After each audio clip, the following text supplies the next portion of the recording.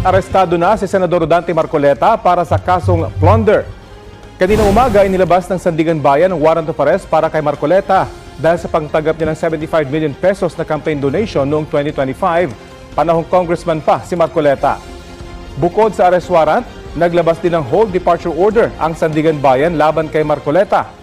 Ayon sa abogado ni Marcoleta, sumuko ang kanyang kliyente.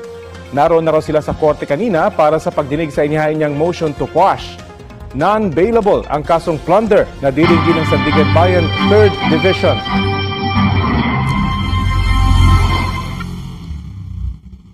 At tuloy na pong tinuluyan na ng Sandigan Bayan. Mga kababayan, itong si Senator Marcoleta.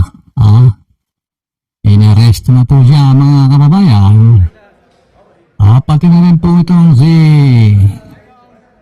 Defensor, mga kababayan. Inaresto na rin po. Pinaresto rin na rin yung Sandigan Bayan. Nakaposas pa po. Talagang pinakita niya, nakaposas siya, mga kababayan. Nagtataka lang po, mga kababayan. Nagkataon lang na ngayong mismong araw ang umpisa ng trial para sa impeachment ni VP Sara. Bakit ngayon po nilabas yung warrant at inaresto itong si Marcoleta? Ano po kaya yung dahilan, mga kababayan? Kaya po ito, mga kababayan, nung nag-umpisa po ang impeachment hearing itong si Inday Sara, mga kababayan, ang bumabanat lang po, mga kababayan, ay si ang magkapatid na Cayetano. Bumanat din po si Robin Padilla, mga kababayan. Nagtanong kay Google. Tinapaw. Nag-Google si Senator Robin Padilla, mga kababayan. Bakit nga ba ngayon tinaon? Ngayon inaresto si Marcoleta, mga kababayan. Maaaring para hindi magingay, hindi magreklamo, hindi mag-object dyan sa ginagawang impeachment, sa simula ng impeachment ni Inday Sara, mga kababayan. Kung basta nabawasan ng magulo. Mga kababayan, kaya natuloy po nagkabatawan. Kahit nag-object si sinasabi ni Robin Padilla na Senate President ng Taong Bayan, object na object si Cayetano. Nayalal si Senator Chis Escudero bilang presiding officer, mga kababayan. Pero natuloy pa rin. Si Chis na po ang presiding officer ng impeachment, mga kababayan. Nag-object si Cayetano. Si SP Cayetano ng DDS, mga kababayan, nag-object. Wala si Marcoleta. Kung nandito si Marcoleta, mga kababayan, siguradong mahaba ang diskusyon. Buti si Robin, nag-Google lang.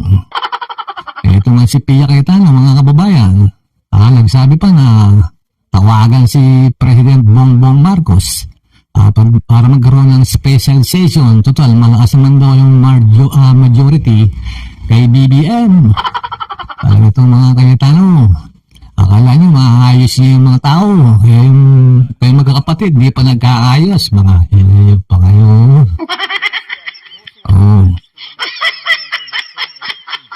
Yan, malalimig ng konti yung Attorney Baligod dito. Wala si Defensor naposas. Tapos yung Marcoleta, paano? Sabi mo kasi sa ABS-CBN dapat nang kalusin. Yan, kinalos ka na ni Boying Remulla, mga kababayan. Wala yung kung naano si Marcoleta, malamang palaging object nun, mga kababayan. Pero may bulong-bulungan po, mga kababayan.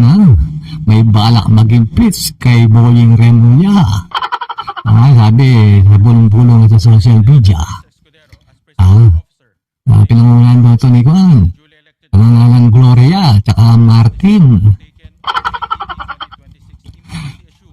Tingnan natin kung may pitch sila si Bowling. Ito si Senator Marcoleta, mga kabayan, nalakit doon dibdiban na doon sa pinagkulungan sa Quezon City Jail yata yun. Makasusunod dyan, naka-wheelchair na siya, mga kababayan. At saka mga kababayan, nung nag-mugshot sila, mga kababayan, di ba bawal yung nakasombrero, mga kababayan? Dapat kitang-kita yung buong mukha mo, walang nakakuhan. Nakasuot pa rin yung piluka, mga kababayan. Bawal yata yun mga kababayan. Sino kaya yung susunod libuhin ito, mga idol?